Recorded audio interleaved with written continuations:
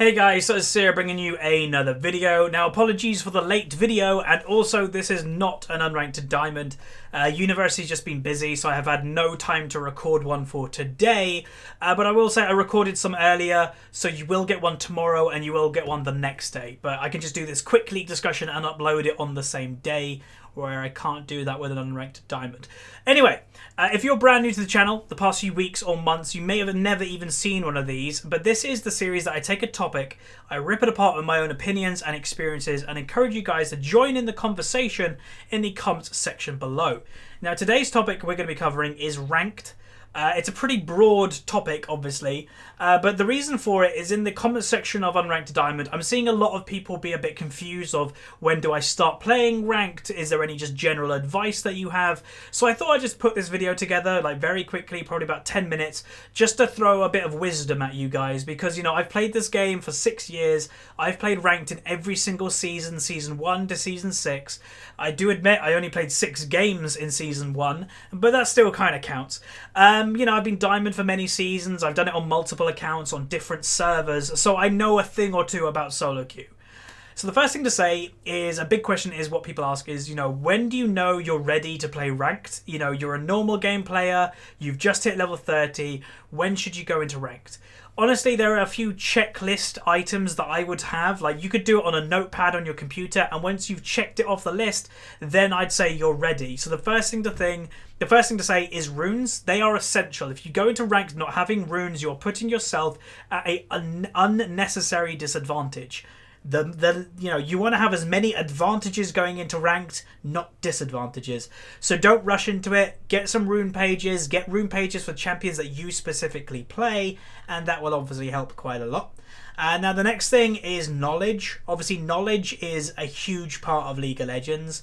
Whether you can kill that champion, whether you use teleport and all that stuff, that comes with experience.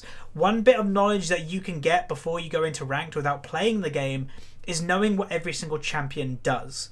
Now, this is where it could take quite a lot of time, and this is where I say do not rush going into ranked when you just hit level 30. You should know what every single champion in the game does, to some extent.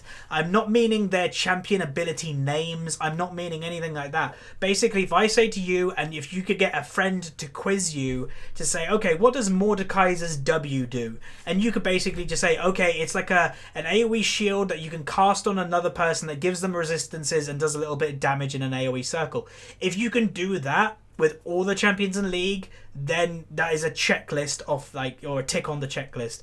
It's just something that you want. If you go into ranked, especially ranked, and you're like, I have no idea what that champion does on the enemy team, you're at a disadvantage. Don't be at an unnecessary disadvantage. Do your research, everybody. And now the final bit of advice I have is play champions that you like playing.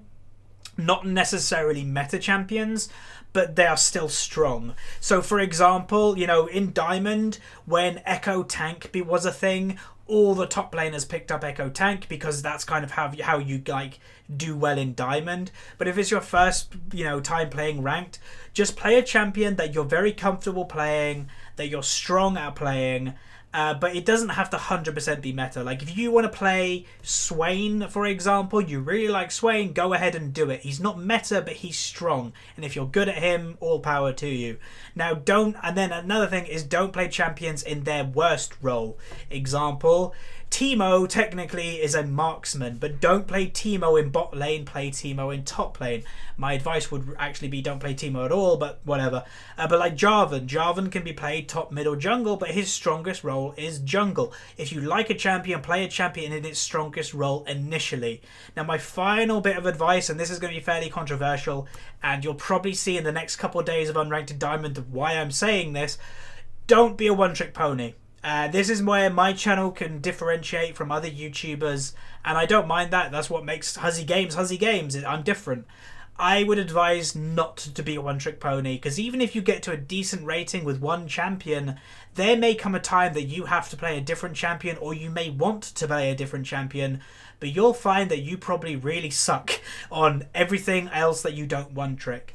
And especially if you have any aspirations to do tournaments or something like that, you are useless in tournaments if you're a one-trick pony as well. So my advice, never be a one-trick pony if you want to be a good League of Legends player. But that's pretty much it about getting into ranked. There's some checklist items that I'd recommend you guys do before going in.